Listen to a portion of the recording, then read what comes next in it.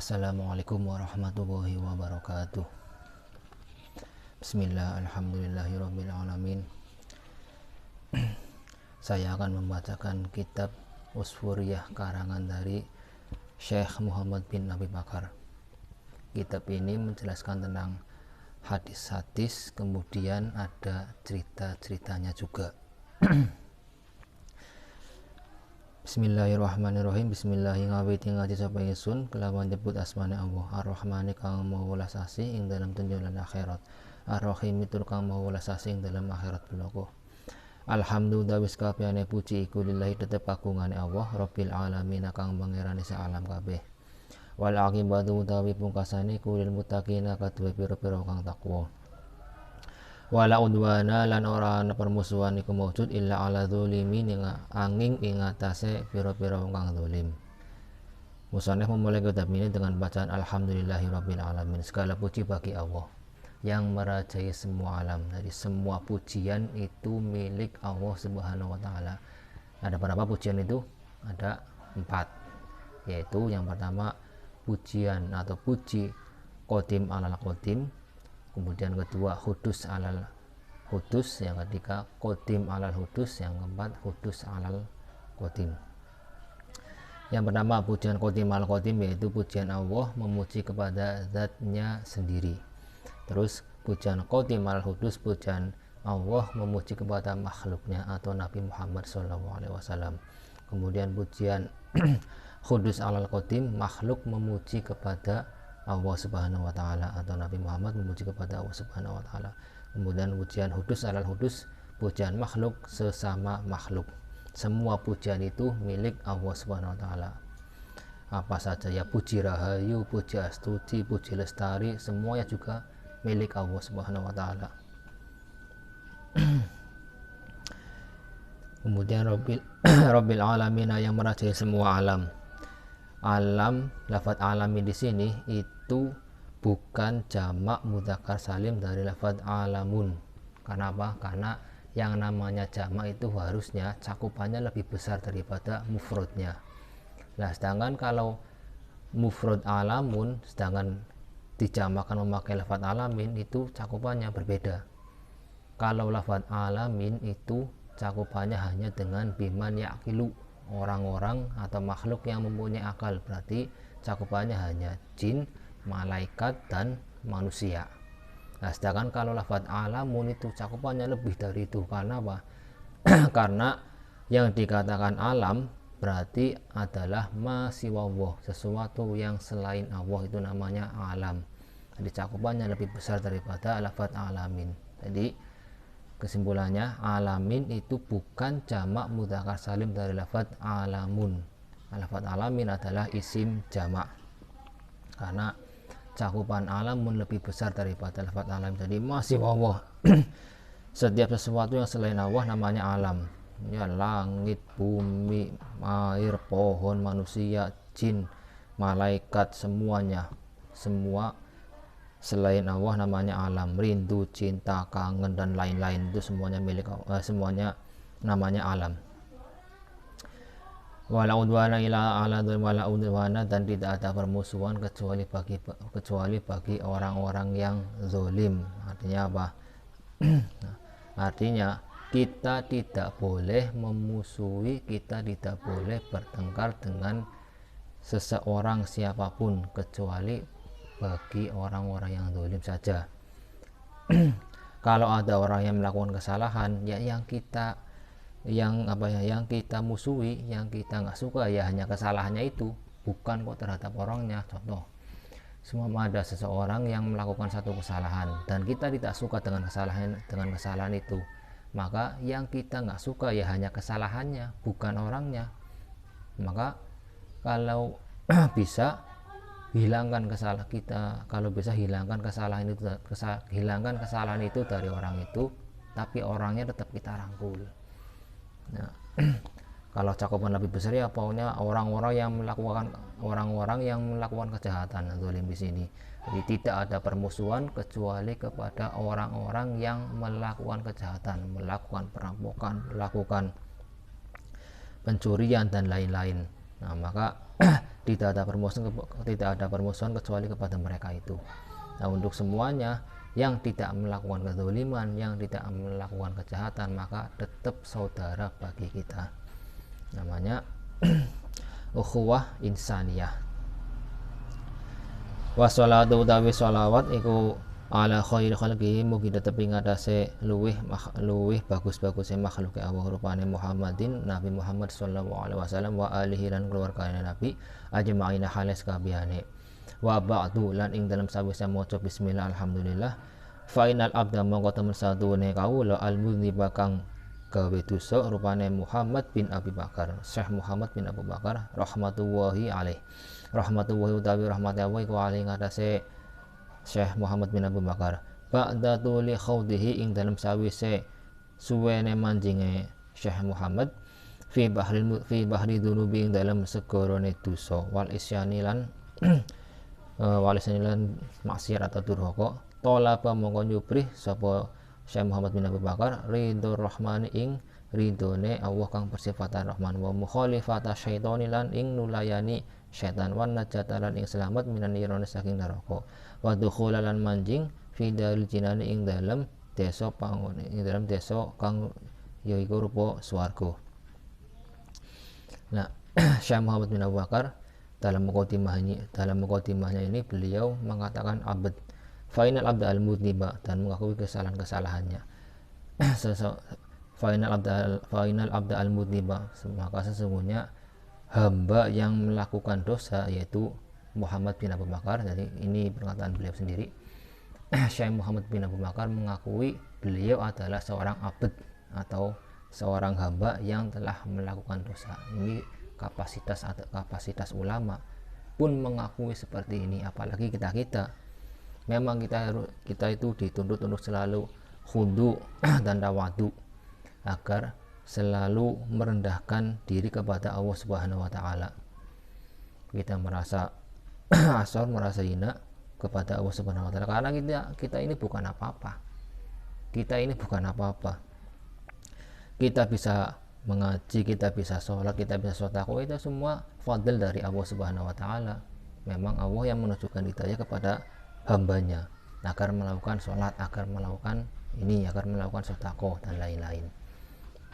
Nah, maka sangat pantas sekali kalau ulama-ulama dulu itu dalam mukadimahnya beliau mengatakan abad, beliau mengatakan al-faqir ila rahmati rabbiha. Memang yang diharapkan adalah seperti itu. Jadi beliau para ulama-ulama dulu itu yang mereka kedepankan adalah tawatunya, khudunya, anda pasornya kepada Allah Subhanahu wa taala. Kapasitas ulama seperti ini pun mengakui kesalahan-kesalahan, mengakui al-mudniba, itu yang berdosa, seorang hamba yang berdosa. Ba'da tuli khawdi fi bahri dunubi wal isyan, setelah sekian lama melakukan masuk ke dalam kedosaan, masuk ke dalam kemaksiatan, maka Syekh Muhammad bin Abu Bakar mencari ridhonya Allah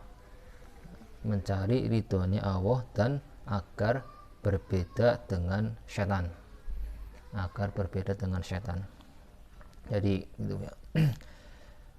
Seseorang yang telah melakukan kesalahan dan dia diberikan kesempatan oleh Allah Subhanahu wa taala dalam hidupnya, maka hendaknya kalau dia setelah melakukan maksiat setelah itu harus mencari ridhonya Allah, yaitu dengan cara bertobat. Jangan melakukan kesalahan maka fa'at bi sayyata al hasanata tamhuha. Kalau melakukan kesalahan maka ikutilah dengan kebaikan-kebaikan agar supaya kebaikan itu melebur kesalahan-kesalahan atau hasanah melebur sayyi'ah. Maka pantas sekali Syekh Muhammad bin Abu Bakar setelah pengakuannya itu yang telah melakukan kesalahan-kesalahan ba'da tuli khawdi fi bahri dunubi wal isyan, maka tolaba ridho rahman, mencari ridhonya Allah Subhanahu wa taala, dan agar wa mukhalifata syaitan, dan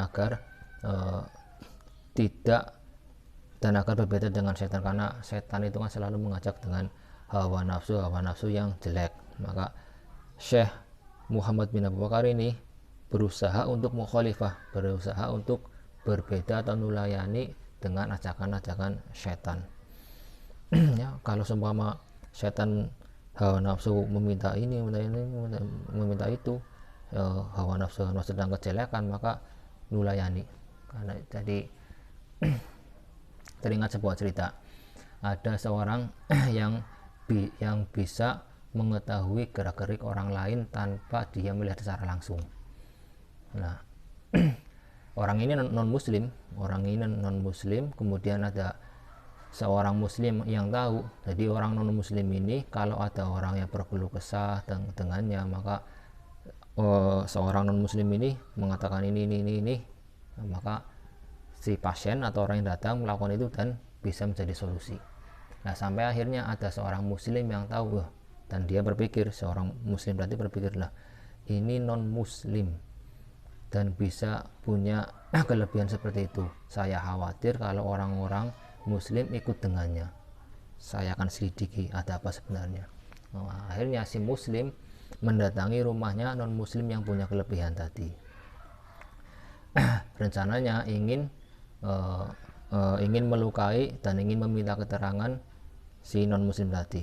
Ketika sudah depan rumah, si non muslim sudah tahu, jadi di dalam rumah si non muslim mengatakan, siapa kau yang ada di luar?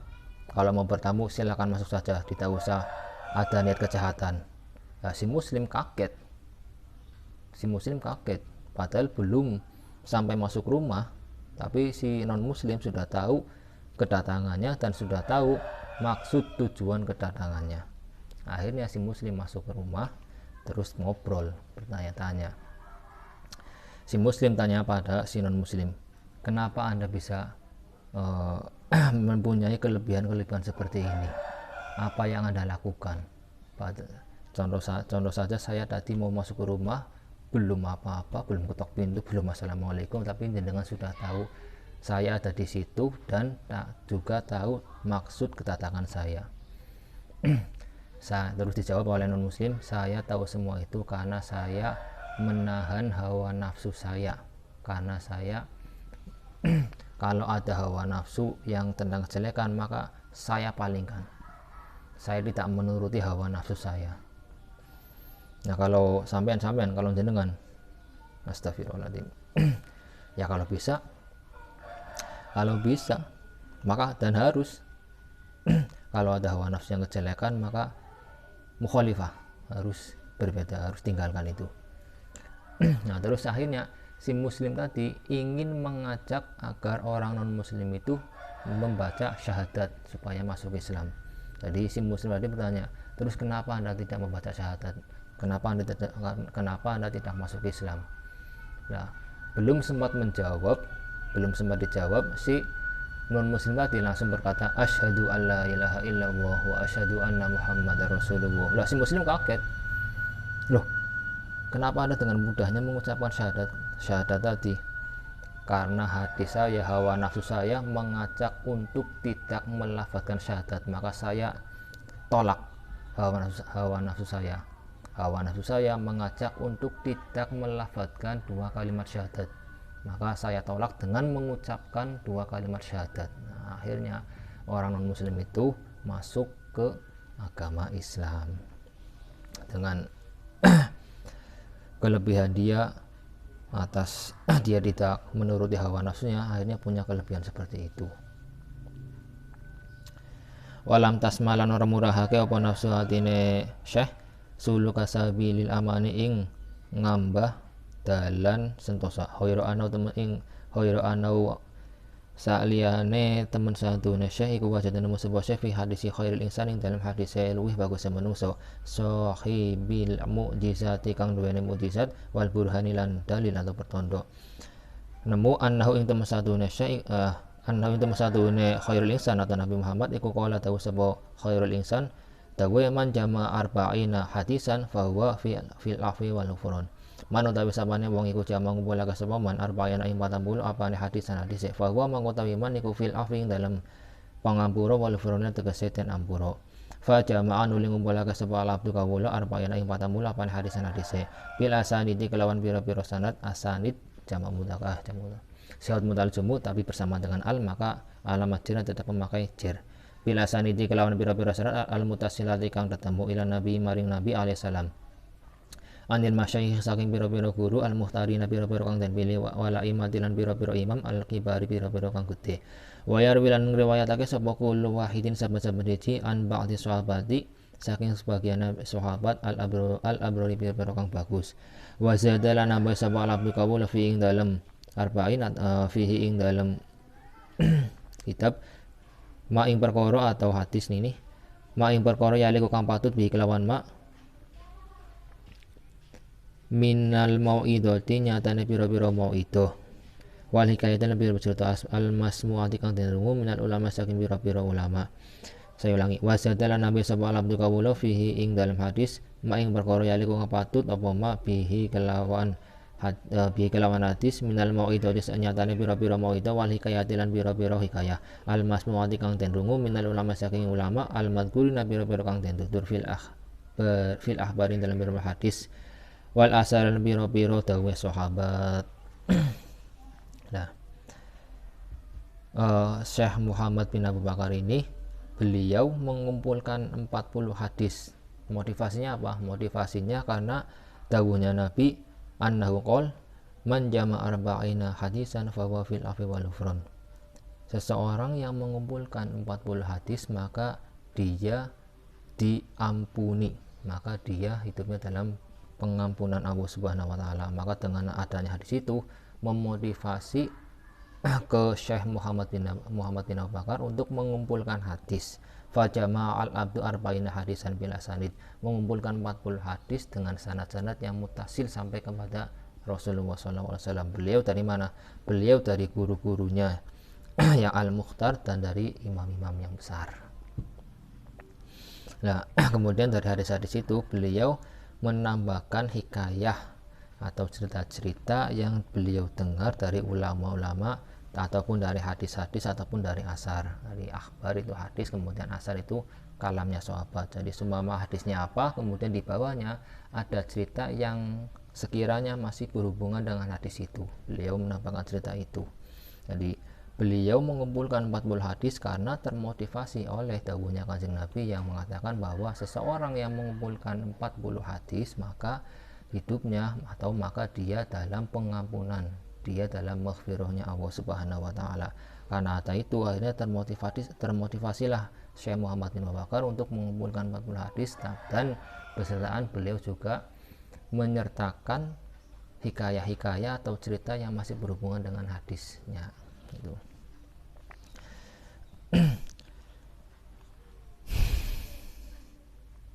Asa yamana menawa yento sentosa atau aman atau aman sapa abad min suhdil malah saking bendone pangeran jabari kang maha jabar.